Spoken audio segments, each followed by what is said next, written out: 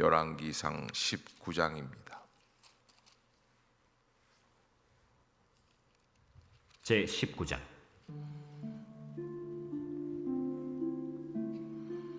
아합이 엘리야가 행한 모든 일과 그가 어떻게 모든 선지자를 칼로 죽였는지를 이세벨에게 말하니 이세벨이 사신을 엘리야에게 보내어 이르되 내가 내일 이맘때에는 반드시 내 생명을 저 사람들 중 한 사람의 생명과 같게 하리라.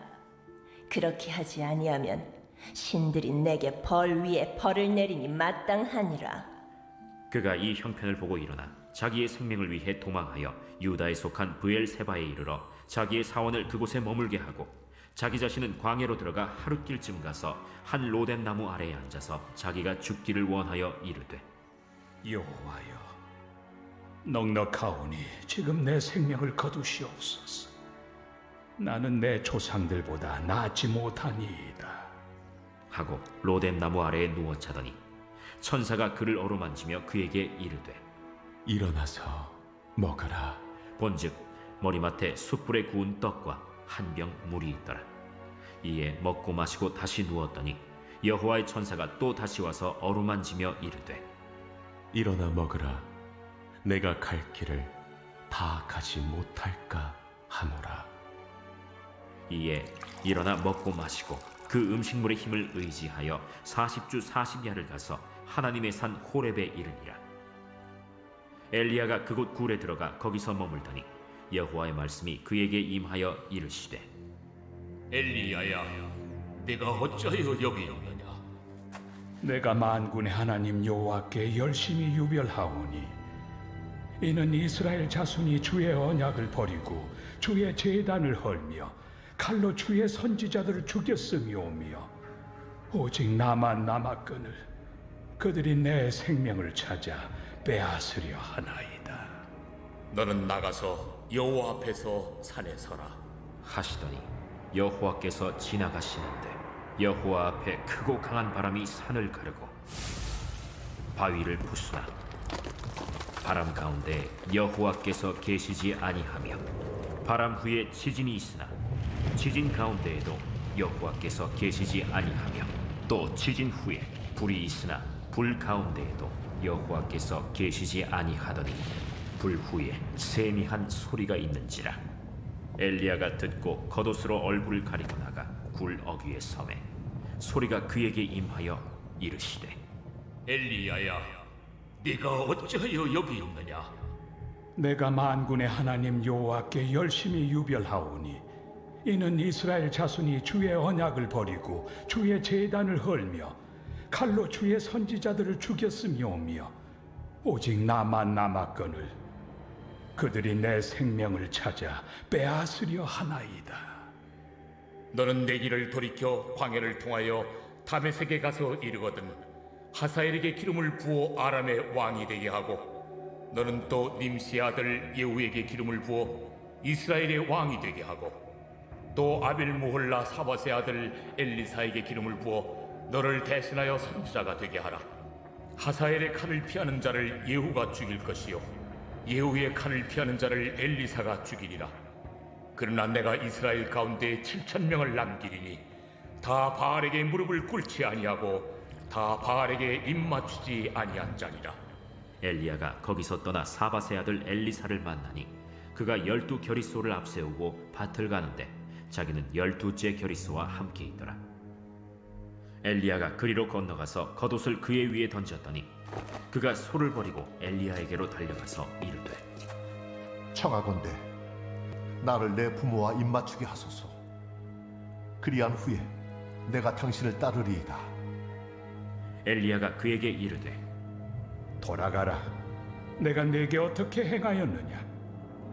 엘리사가 그를 떠나 돌아가서 한 겨리소를 가져다가 잡고 소의 기구를 불살라 그 고기를 삶아 백성에게 주어 먹게 하고 일어나 엘리야를 따르며 수종되었더라. 아멘.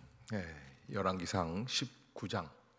어제 우리가 읽었던 본문 18장도 사실은 수십 가지 주제가 담겨 있었던 또 엘리야나 북이스라엘 왕국에 있어서 가장 하이라이트 이 절정의 기간이 이 엘리야 또 아합 왕 때가 아니었을까 생각이 되고요. 오늘 본문도 마찬가지고요. 수십 가지 주제를 우리가 한번 발견해낼 수 있는 그런 장인데 다 하려면 이게 뭐 하루에 한 장씩 읽어 나가는 이 새벽 기도일 때는 쉽지가 않습니다. 그래서 저는 이게 맥을 좀 짚어보고 한 가지 엘리야야 내가 어찌하여 여기 있느냐라고 하는 하나님의 질문, 하나님께서는 꼭 우리에게 질문하실 때가 있습니다. 아담아 내가 어찌하여 숨었느냐, 내가 어찌하여 숨었느냐 이렇게 물으시지 않습니까? 그러니까는 하나님이 질문하실 때는 무슨 의미가 있는 거예요? 내가 잘못하고 있다는 거예요. 그게 이제 하나님이 우리에게 질문하실 때예요. 저희 집사람도 마찬가지입니다. 뭐 못마땅할 때 질문하더라고요. 왜 이거를 해야 되나? 뭐 이렇게 질문을. 애들도 마찬가지고요. 근데 하나님께서도 우리에게 우리가 가는 길을 잘못 알고 있을 때 질문하십니다. 엘리야야 내가 어찌하여 여기에 있느냐? 무엇하러 여기에 있느냐라고 하는 것. 이게 하나님의 역사의 방향, 이게 우리가 사실은 여기서 어마어마한 거대한 이 민족, 국가, 또 전 인류의 방향을 하나님이 어떻게 하시는가라고 하는 것에 대해서도 이야기해 볼 수 있는 그런 거대 담론이 나올 수 있는 게 19장입니다. 그런데 이제 새벽 기도회 때 뭐 거대 담론까지 대한민국은 앞으로 어떻게 했으면 좋겠느냐, 이제 앞으로 다음 대통령은 누가 될 것인가 다 알겠어요. 저는요. 여기 다 나와 있거든요. 그래서 그런 것을 이야기하는 것은 여기에 합당하지 않다 생각이 들고요. 이 19장을 이렇게 보면서 하나님께서 엘리야에게 왜 이 질문을 하셨을까라고 하는 겁니다. 자, 먼저 발단이 되는 게 1절부터 보면은 아합과 그의 아내 이세벨하고 대화하는 것입니다. 이게 세상의 많은 역사가 참 그 남편과 아내가 대화함으로 시작이 돼요. 그래서 둘이서 밤에 쏙닥쏙닥 다 얘기를 했는데 이세벨의 결론입니다. 2절에 이세벨이 어떤 여자냐, 이세벨이 사신을 엘리야에게 보내어 이르되 내가 내일 이맘때에는 반드시 내 생명을 저 사람들 중 한 사람의 생명과 같게 하리라. 그렇게 하지 아니하면 신들이 내게 벌 위에 벌을 내림이 마땅하니라 한지라. 아멘. 자, 이런 걸 뭐라고 얘기할 수 있냐면 청천벽력, 날벼락이다, 뭐 이렇게 얘기할 수 있는 게 왜 그러냐면 어제 18장에서 엘리야는 어땠습니까? 갈멜산에서 기도하고 아무것도 할 수 없는 바알 선지자 450명이 하지 못했던 벼락을 하나님의 불, 그것을 제단 위에 이끌어냈고, 그리고 3년 반 동안 기근이었던 이 땅에 큰 비가 오게 했던 주인공 엘리야. 정말 이렇게 보면은 하나님의 역사가 살아 움직이고 있구나라는 것을 깨달을 수 있는 그런 사람. 그런데 오늘 그 놀라운 기적의 주인공에게 이세벨이 뭐라고 그런 겁니까? 너 아주 죽여버린다. 내일 이맘때면 죽는다. 자, 기적이 우리 인간의 삶에 끼치는 영향. 여러분, 만약에 제가 3년 반 동안 비가 안 오는 동네에 가서 기도를 해가지고 그래서 비가 오게 하면 이 행신동에 있는 모든 사람들이 교회 나올까요? 안 나올까요? 나올 것 같죠? 근데 별 의미가 없다는 거예요. 예수님이 수없이 많은 기적을 베풀어 주셨어요. 죽은 자를 살리고 안전뱅이를 일으키시고 눈먼 자를 눈뜨게 하시고. 그런데 그 기적들이 그때 당시에는 놀라워요. 심지어 나사로를 사흘이나 죽은 지 사흘이나 지난 사람을 살려내셨음에도 불구하고 유대 지역에서 신기해할 뿐이지 전적인 부흥이 이루어지지를 못해요. 이것이 성경이 기적을 바라보고 있는 눈입니다. 잠시 그때는 그래요. 그러나 기적이 일어났다고 해서 우리의 본질적인 운명이 바뀌느냐, 그러질 못해요. 특별히 눈먼 자가 눈을 뜨는 것, 안진뱅이가 일어나는 것, 신체적인 변화를 이끌어내 주시는 하나님의 뜻을 깨닫지 못하면 영원히 영적으로는 안진뱅이로 삽니다. 영적으로는 눈먼 자로 살아가게끔 되어 있습니다. 그래서 우리가 하나님 앞에서 어떤 것이 중요하냐면 기적도 중요하지. 우리는 기적을 자꾸 바랍니다. 그러나 일생에 수없이, 저도 그렇습니다. 날마다 하나님 앞에 기적을 달라고 그래요. 그러나 기적보다 더 중요한 게 무엇인가? 하나님이 오늘 엘리야에게 말씀해 주시는 거예요. 어제는 그렇게 전 이스라엘을 흔들었던 엘리야인데 오늘은 어떤 일이 벌어집니까? 이세벨이 너 죽어 라고 하는 이야기를 들을 수밖에 없어요. 그러니까 여러분, 이 이세벨이 어떻습니까? 이 엘리야가 어떻습니까? 비참하기 짝이 없는 거예요. 마치 아주 유명한 배우가 무대에서 연기를 했어요. 그 연기를 하는 동안에 많은 수천 명, 수만 명의 관중이 환호를 보냈습니다. 그러나 연기는 어떻게 됩니까? 연극은 끝나게 되어 있어요. 그래서 옛날에 그런 노래도 있어요. 연극이 끝나고 난 뒤. 끝나고 나니까 어떻게 돼요? 주인공인 나이는 다 없어지고 평범했던 나로 돌아오는 거예요. 여러분, 엘리야가 그런 심정이었을 거예요. 어제의 그 놀라운 역사들은 다 사라지고 나의 현 주소가 어때요? 이세벨이 죽이면 죽어야 되는구나 라고 하는 거예요. 그걸 깨달을 때 엘리야가 도저히 더 이상 있을 수가 없었습니다. 그래서 3절에 보면 그가 이 형편을 보고 일어나 자기의 생명을 위해 도망하여, 여기 분명히 기록이 돼 있죠. 엘리야가 도망간 거는 무엇 때문입니까? 어제 450명의 바알 선지자 죽였던 그런 용감무쌍한 선지자가 무엇가 무서워서? 자기 목숨이 무서워서 부엘세바에 이르러 자기의 사환을 그곳에 머물게 두고, 이게 부엘세바라는 것은 저 남쪽 끝에 있는 땅, 맹세의 우물이다라고 하는 땅인데, 우물이라는 건 오아시스와 같은 그런 역할이에요, 광야에서. 그래서 사환을 거기다 두었습니다. 그리고 무슨 얘기냐면 너는 더 이상 나를 따라오지 말아라. 이게 필요가 없어요. 사환이 왜 필요가 없습니까? 죽을 수도 있으니까 이젠 더 이상. 그러니까 엘리야가 그냥 놔두고 4절에 보면 자기 자신은 광야로 들어가 하룻길쯤 가서 한 로뎀 나무 아래에 앉아서, 로뎀 나무 그러면 우리가 딱 떠오르는 게 뭐예요? 어떤 분이 그러더라고요. 목사님, 카페가 떠오릅니다. 딱 그러더라고요. 수없이 많은 교회의 카페 이름이 로뎀 나무. 엘리야가 거기서 머물러 있었기 때문에, 그것 때문에 그렇게 되는데, 사실은 이 로뎀 나무라는 뜻은 아주 우리가 머물기 쉬운 아주 편안한 안식처가 아닙니다. 쌀이 나무 정도쯤 되는 그런 아주 보잘것없는 나무라는 거예요. 그래서 로뎀 나무 카페 그러면 아주 굉장히 요란한 그런 안식처 카페가 아니라 별 볼 일 없는 카페다, 뭐 이런 식으로 될 수 있는데, 왜 이게 유명하냐면 엘리야도 그 자리에 들어가서 머무를 수밖에 없을 만큼 지치고 또 지치고 힘들고, 18장에서 그렇게 영적인 일들을 하다가 엘리야는 한순간에 다 날려버리는 거예요.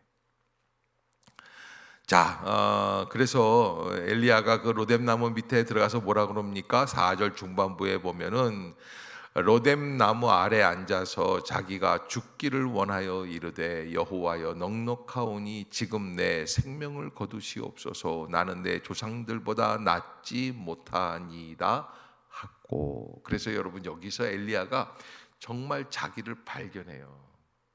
위기 속에서 어제까지 엘리야는 뭔가 되는 일이 있는 줄 알았어요. 어마어마한 사람인 줄 알았어요. 자기 존재가 대단해요. 하늘에서 불이 떨어졌으니까요. 3년 반 동안 오지 않던 비가 왔으니까요. 450명의 바알 선지자를 죽이고 이제는 북이스라엘의 하나님의 나라, 하나님의 킹덤, 왕국을 건설할 생각을 했을 거예요. 그런데 그 모든 꿈이 다 사라지게 돼요. 하나님은 전혀 그 일에 관심이 없는 것처럼 아무 대답이 없으세요. 이세벨이 자기를 죽인다고 하는데 가만히 계시는 거예요. 그래서 그런 하나님 앞에서 엘리야가 할 수 있는 게 저를 죽이세요. 자포자기, 우울증, 공황장애의 역사가 지금 이 엘리야의 역사예요. 그래서 우리가 정말 하나님의 그 역사하심을 놓쳤을 때에 일어나는 증세들이 바로 이런 증세다. 다시 하나님께로 나아가면서 회복이 되는데, 나를 죽여주시옵소서 그러면서 하는 이야기가 있죠. 나는 내 조상들보다 낫지 못하니이다. 아이를 출산해서 키워나갈 때 엄마들이 대개 이걸 느낄 때가 언제인 줄 아세요? 중학교 한 2학년 때쯤 가보면 천재인 줄 알았더니 뭐야, 별 볼 일이 없잖아. 중2쯤 가면 다 느껴요. 거의 저희 어머님도 그걸 느끼셨습니다. 중2 때. 뭐 위대한 천재고 영재인 줄 알았었는데 제가 중2 때 바닥을 드러냈거든요. 그러니까 별 볼 일이 없구나. 그런데 여러분, 이게 인생에 있어서 굉장히 중요하고요. 중학교 때 이걸 느끼는 게 참 좋고, 엄마가 느끼는 게 아니라 본인이 느껴야지 돼요. 왜냐하면 하나님께서 엘리야를 그래서 그렇게 놔두시는 거예요. 나는 하나님 앞에서 아무것도 아닙니다. 여러분, 우리는 다 그렇습니다. 내가 엄청난 역사를 하고 무슨 대단한 일을 한다고 해도 사실은 그 역사, 그 바람이 끝나고 나면 어떻습니까? 우리는 아무것도 아니에요. 역사의 주인은 여호와 하나님 오직 한 분이시다라는 거예요. 그것을 엘리야가 이제 느끼기 시작을 하는 거죠. 그러면서 놀라운 거는 하나님은 그 자리에서 엘리야를 죽이시지 않으신다. 왜? 할 일이 남아있기 때문에. 그래서 여러분, 안 죽고 꼭 죽여달라고 그러는데 난 이제 죽었으면 좋겠어요. 우리 할머니들이 그런 말씀 많이 해요. 아우, 목사님 이제 죽어야죠. 죽는 일만 남았어요. 그런데 정말 죽고 싶어서 그러시는 건가? 그거는 아닌 것 같아요. 그러나 여러분, 하나님이 안 죽이실 때는 뭐가 있다는 거예요? 요즘 과학이 발달하고 의학이 발달해서 수명이 늘어서 그런 거죠? 아니에요. 수명이 아무리 늘어도 20대, 30대, 40대 돌아가시는 분들이 얼마나 많아요. 안 죽는 이유가 있어요. 해야 할 일이 남아있기 때문에. 그런데 이 19장이 위대한 것은 엘리야가 로뎀나무 광야 속에서 할 일을 발견했다는 거예요. 모세가 80세 때 신의 광야 호렙산에서 아주 위대한 결단을 하는 것은 무엇입니까? 내가 해야 할 일을 발견했다는 거예요. 누구로부터? 여호와 하나님으로부터.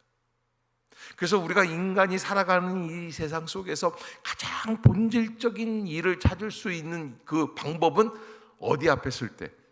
하나님 앞에 설 때예요. 기도하는 도중에, 말씀을 듣는 가운데. 그래서 우리가 내가 뭘 해야지 될까라고 하는 일에 있어서 가장 중요한 핵심들, 특별히 여러분들은 우리가 예수 믿는 사람들이기 때문에 어떤 사역을 해야지 될까? 내가 예수님처럼 산상수훈을 가르쳐야지 될까? 아니면 기적을 일으키는 사람이 되어야지 될까? 하는데, 여러분, 저는 여러분들에게 이 예수님께서 해주신 역사 속에서 가장 중요한 것이 있다면 복음을 증거하는 사람, 그러나 또 말로 증거하는 사람은 목사입니다. 그래서 여러분들은 뭘로 해야 됩니까? 삶으로 나타낼 수 있는 사람. 여러분들이 있는 몸담고 있는 아파트에서 교회 이 표지를 문 앞에다 달았지 않았습니까? 그래서 제발 부끄럽지 않게 살 수 있도록 옆집한테 잘하세요. 위아랫집한테 잘하세요. 잘하는 가장 중요한 본질이 뭘까요? 아주 팁을 알려드리는 거예요. 인사 잘하세요. 인사 잘하세요. 예. 뭐 무슨 조금 앞집 뒷집 옆집 살다 보면 애들끼리 싸우기도 하고 뭐 안 좋은 일이 있을 수도 있고 뭐 그러지 않습니까? 그래도 그 다음 날 보면 또 다시 상냥하게 인사할 수 있어야지 돼요. 아멘. 아멘들을 잘 안 하잖아요. 왜? 제일 어려운 게 인사예요. 감정을 드러내야 되거든요, 우리는. 그러나 예수 믿는 사람들은 그렇게 살면 안 된다 하는 거예요. 그래서 엘리야가 그 로뎀 나무 밑에서 그렇게 있으면서 다시 40일을 광야로 들어가게 되고, 그러면서 거기에서 한 굴에 들어가 머물러 있는데 9절에 보면은 엘리야가 그곳 굴에 들어가 거기서 머물더니 여호와의 말씀이 그에게 임하여 이르시되 엘리야야 내가 어찌하여 여기 있느냐. 13절에도 하나님께서 엘리야에게 엘리야가 듣고 겉옷으로 얼굴을 가리고 나가 굴 어귀에 섬에 소리가 그에게 임하여 이르시되 엘리야야 내가 어찌하여 여기 있느냐. 어찌하여 여기 있느냐. 영어로 표현하면 why 왜 why are you come here? 왜 여기 있느냐? 너 여기 왜 왔어? 왜? 해야 할 일이 다르 있다는 거예요. 사실 엘리야가 왜 여기 와 있어요? 무서워서 와 있어요. 죽기 싫어서 와 있어요. 다른 면, 근데 사실 만약에 제가 엘리야 같은 역사를 일으키는 그런 사람이었다면 죽는 게 무섭지는 않을 것 같아요. 그런데 엘리야가 이 마음속에는 이런 생각이 있을 것 같아요. 내가 한낱 저 우상 숭배자 이세벨 손에 죽어야 될까? 차라리 누구 손에 죽겠다는 거예요? 하나님 손에 죽겠다는 거예요. 그런 마음이 있지 않았을까? 그런데 하나님은 이 엘리야가 14절에 대답하는 거 보면은 참 대단한 말씀을 하나님께 드립니다. 그가 대답하되 내가 만군의 하나님 여호와께 열심히 유별하오니 이는 이스라엘 자손이 주의 언약을 버리고 주의 제단을 헐며 칼로 주의 선지자들을 죽였음이오며 오직 나만 남았거늘 그들이 내 생명을 찾아 빼앗으려 하나이다. 엘리야는 지금 마음속에 어떤 생각이 듭니까? 자기만 있다는 거예요. 참 선지자. 그런데 하나님은 나중에 엘리야에게 몇 가지 사명을 주시면서 뭐라고 말씀을 하시냐면 18절에 보면은 하나님이 이런 말씀을 하십니다. 그러나 내가 이스라엘 가운데 7,000명을 어떻게 남기리니 그래요. 너 혼자 남았다고 그러지? 너 혼자 아니야. 나는 앞으로 7,000명을 그러면 7,000명이라는 것은 6,998, 6,999, 7,000 이렇게 하는 게 아니에요. 수없이 많은 사람을 내가 남기겠다라고 하는 의미가 7,000명이에요. 너 걱정하지 말아라. 너 지금 죽어도 문제가 없어. 왜냐하면 내가 다 믿음의 사람들을 준비해 놨어. 왜? 엘리야는 이런 마음이 있었던 거예요. 속마음이. 하나님 지금 날 죽이시면 하나님 손해예요. 왜? 지금 이스라엘에 하나님 제대로 섬기는 선지자 나 하나밖에 없어요. 근데 하나님은 아니야. 너 네가 잘나서 선지자 하는 거 아니야. 하나님은 어떻게 7,000명도 남기실 수 있다는 거예요. 지금 북이스라엘 왕국을 쫙 해가지고서는 하나 둘 셋 넷 그래서 지금 그거 헤아리라는 게 아니에요. 그건 하나님의 뜻이 뭐예요? 나는 7,000명 이상도 남길 수 있다라는 거예요. 그러니까 너 혼자 있다고 생각하지 말아라. 그리고 중요한 것, 나 혼자 있는 것도 나 혼자 있어서 있는 게 아니야. 하나님의 섭리 속에 있는 거예요. 중국 공산당들이 국민혁명을 일으키고 그다음에 이제 2차 세계대전 이후에 공산화되는 과정에서 이게 선교사들을 다 내보냈습니다. 그러니까 선교사들이 뭐 수천 명, 수만 명이 들어가 있던 땅인데 중국에서 다 쫓겨납니다. 그런데 중국에서 쫓겨나면서 많은 걱정을 했습니다. 왜냐하면 수만 명이 들어가서 선교를 해도 잘 안 되는 판에 이제 선교사들이 다 추방당하니까 어떻게 하는가. 그런데 여러분 웬걸요? 이게 이제 등소평 이후에 이게 이제 개방 정책이 들어오면서 중국이 공산화 가운데서 개방 정책이 열리고 서방을 다 받아들이지 않습니까? 그래서 많은 선교사들이 궁금한 가운데 중국을 다시 들어가 봤어요. 놀라운 것은 그때 40년 전, 50년 전에 뿌렸던 씨앗이 그대로 다 있으면서 교회가 살아 있더라는 거예요. 아멘. 더 많이 부흥했어요. 놀라운 거. 왜? 이 복음이 확장되는 거 내가 하는 게 아니라 누가 하신다? 하나님이 하시는 거예요. 그래서 우리는 그걸 알아야 돼요. 하나님이 우리에게 복음 전하는 사명을 주셨어요. 그 사명과 하나님의 역사와 내가 해야 할 일의 함수 관계, 어제부터 자꾸 함수 관계를 얘기하는데 그 관계 속에서 나는 뭔가, 나는 도구에 불과하다. 그걸 잊지 말아야지 돼요. 내가 뭔가 마치 대단한 게 된 것처럼 착각할 때 우리의 인생에 문제가 생기게끔 돼 있어요. 열심히 해야죠. 잘 해야지 됩니다. 그러나 잘 한다음에 내가 뭔가 대단한 거다 생각을 하면 안 됩니다. 대단한 분은 하나님밖에는 안 계세요. 아멘. 네, 여러분 꼭 잊지 마세요. 내가 구역을 움직일 수 있는, 이거 봐라, 나 때문에 내가 구역장 잘 둬서 김 집사도 박 집사도 열심히, 나는 아무것도 아니에요. 그래서 어쩔 때는 하나님이 내가 뭔가 대단한 일을 하는 것 같을 때마다 하나님은 오히려 외면하시고 대답이 없으실 때가 많다.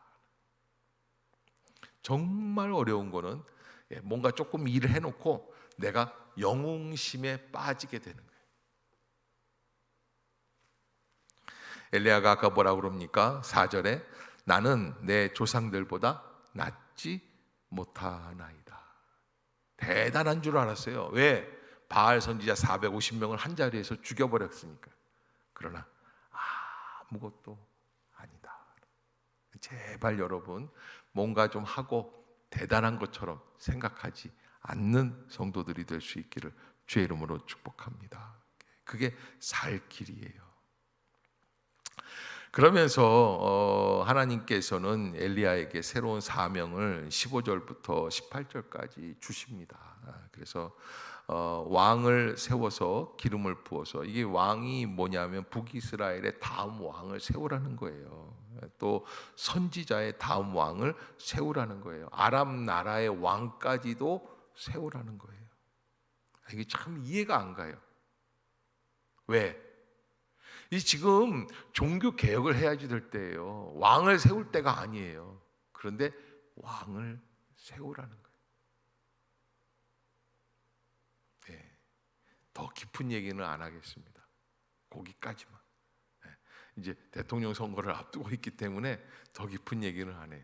나중에 궁금한 분들은 제게 전화로 물어보세요. 무슨 얘기예요? 답이 다 나와 있어요. 하나님은 그런 일에 개념치 않으시겠다. 19절에 보면 그래서 엘리야가 거기서 떠나 사밧의 아들 엘리사를 만나니 그가 12겨리소를 앞세우고 밭을 가는데, 거기서 엘리사 선지자를 만나게 되고요. 그때부터 엘리사와 함께 동사 함께 일을 하게 됩니다. 엘리사는 그 밑에 들어가서 어떻게 됩니까? 배우게 됩니다. 그러면서 그 일을 감당해 나가는 그런 모습들. 하나님은 엘리야를 호레산에서, 신의 광야에서 40일 걸어 들어갔죠. 거기서 죽이시지 않게 하셨어요. 왜? 아직 해야 할 사명이 남아있다. 여러분, 오늘 우리가 살아가는 것 이럴 수 있습니다. 어제 못했던 이야기를, 수다를 아무개 엄마 만나서 또 얘기를 해야겠구나. 엄마들이 다 그러잖아요. 1시간 2시간 얘기하다가 집에 들어가면서 나 밥 해야 돼 들어가면서 뭐라 그래요? 야, 못한 얘기는 전화로 하자 뭐 이러잖아요. 근데 그 얘기가 우리의 사명이 아니에요. 여러분 착각하지 마세요. 뭐예요? 하나님이 내게 원하시는 것은 무엇일까를 깨닫는 거예요. 그래서 어떤 면에서 우리가 믿음의 사람들하고 끼리만 너무 친하게 지내는 건 주의 뜻이 아닐 수 있어요. 여러분 여름날에 목장에 가면 양떼들이 있지 않습니까? 그 양떼들이요 얼마나 털이 많은지 또 털이 또 덥지 않습니까? 근데 양들은 어떤 습성이 있냐면 지들끼리 가가지고서는 막 등을 비벼요. 그렇게 좋아해요. 그러면 여러분 어떤 일이 벌어질까요? 여름날 그러고 있으면 불이 나요. 양털에서 불이 나요. 화상을 입어요. 그래서 막 타오르는 불이 활활 나는 게 아니라 이렇게 시커멓게 타요. 너무 더운데 그러고 있으면. 근데 이 지 살이 타는데도 그러고 있대요. 그래서 주인이 양을 키울 때 염소를 몇 마리 풀어놓는다는 거예요. 그럼 어떻게 돼요? 염소는요 또 참 희한한 존재예요. 양들이 막 부비부비하고 이렇게 있으니까 그 꼴을 못 봐주는 게 또 염소예요. 그래가지고서는요 막 양들이 이렇게 있잖아요. 그러면 염소가 막 달려가가지고 팡 쳐버려요. 그러면 매 하고서 양들이 흩어져요. 그 누구 때문에 사는 거예요? 사실 염소 때문에 사는 거예요. 여러분 우리가 정말 중요한 것은 하나님의 사명적 방향 감각. 어디예요? 안쪽에도 있지만 어디예요? 바깥쪽도 있어요. 아웃리치, 세상을 향해서. 여러분 우리가 잘 믿는 사람들끼리 막 친하게 지내면 너무 재미있습니까? 안 재미있습니까? 목사들도요 목사끼리 있으면 너무 재미있습니다. 왜? 뻔히 다 아니까 사정들을. 그런데 여러분 목사가 맨날 목사들끼리만 있으면 돼요? 안 돼요? 안 돼요. 예. 어떻게 해야지 돼요? 세상을 향해 나가야지 돼요. 성도들을 향해 서야지 돼요. 근데 마찬가지예요. 성도들도. 우리가 어떻게 살아가야 할까? 방향성을. 그래서 엘리야는 호렙산에서 주님을 만나고 어떻습니까? 방향을 바꿨어요. 어떤 것으로? 자기를 막 드러내는 존재. 갈멜산에서 그랬어요. 어저께 18장에서 막 드러내면서 야 저기 450명도 죽여 뭐 이랬거든요. 그랬는데 이제는 어떤 존재로 바뀌어요? 사명을 감당하는 존재. 이그젝트를 정확하게 맞추는 거예요. 정확하게 나는 사명을 감당하는. 여러분 우리가 오늘 하루를 살아갈 때 어떻게 살아가야 된다? 내가 무엇을 해야 합니까? 주님 앞에서. 아멘. 아멘. 마스크 좀 사주세요. 괜히 재밌게 웃을 줄 알았더니 네? 뭘 해야 된다고요? 마스크 좀 사달라고요. 여러분 우리가 사명이라는 거 너무 위대하게 생각해서 아프리카로 갈 생각하지 마시고 집에서 찌개나 열심히 잘 끓이고요. 기도하면서 아이들한테 잘 할 수 있도록, 옆집 아줌마한테 좀 잘 할 수 있도록. 그래서 여러분들이 살고 있는 동네가 여러분들의 사랑과 정으로 훈훈해질 수 있으면 얼마나 좋을까요? 여러분들이 살고 있는 동네가 앞뒤 옆집이, 여러분들이 살고 있는 동네가 여러분 때문에 욕을 먹고 있다면 얼마나 깜깜할까요? 그래서 우리가 옆집, 특히 옆집, 또 윗집은 별로 괜찮은데 아랫집이 문제더라고. 아랫집이 우리가 쿵쿵거리고 사니까 아랫집하고 잘해야지 되겠더라고요. 그래서 어저께 새로 이사간 동네에서 윗집 아저씨를 만났는데 인사 안 했어요. 그냥 뭐 아랫집 만나면 인사하려고 아랫집을 잘해야 돼. 아랫집, 옆집 잘해야지 돼요. 그래서 우리의 방향은 어디다? 옆과 아래다. 참 재미있는 얘기들인데 잘 모르시네. 아무튼 마스크 좀 사주세요. 기도하도록 하겠습니다. 사랑의 하나님, 은혜를 감사합니다. 새날을 열어주시고 또 새 역사를 이루어 가시는 여호와 하나님을 말씀 속에서 보게 하여 주시는 것을 깨닫습니다. 하나님, 우리는 무엇을 해야 할까요? 어디로 가야 할까요? 무엇이 하나님이 원하시는 길일까요? 주여, 호렙산에서 하나님의 음성을 듣던 엘리야와 같이 저희의 마음속에도 새 음성을 듣게 하여 주시옵소서. 새 길을 걸어가게 하여 주시옵소서. 하나님께서 원하시는 역사가 무엇인지를 깨닫게 하여 주옵소서. 특별히 하나님 간구하는 제목들마다 응답하여 주시고 이 나라의 민족의 앞길을 불쌍히 여겨 주시어서 간섭해 주시고 나타내 주시옵소서. 하나님이 영광을 받아 주실 줄로 믿습니다. 예수님의 이름으로 기도드리옵나이다. 아멘. 하늘에 계신 우리 아버지여, 이름이 거룩히 여김을 받으시오며 나라가 임하옵시며 뜻이 하늘에서 이룬 것 같이 땅에서도 이루어지이다. 오늘날 우리에게 일용할 양식을 주옵시고 우리가 우리에게 죄 지은 자를 사하여 준 것 같이 우리의 죄를 사하여 주옵시고 우리를 시험에 들게 하지 마옵시고 다만 악에서 구하옵소서.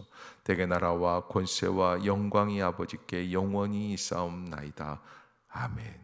이 시간 통성으로 기도하실 때 나라와 민족, 교회를 위해서 또 특별히 어려움 당하고 있는 이웃들을 위해서 또 내가 몸담고 있는 지역에서 내가 살아가야 할 방향성, 옆집, 아랫집 잘 섬겨나갈 수 있도록 훈훈한 마을이 될 수 있도록 주여 내게 은혜를 베풀어 주시옵소서. 함께 기도하도록 하겠습니다. 할렐루야. 하나님 아버지, 은혜를 간구하고 원하오니 하나님의 놀라운 능력의 역사를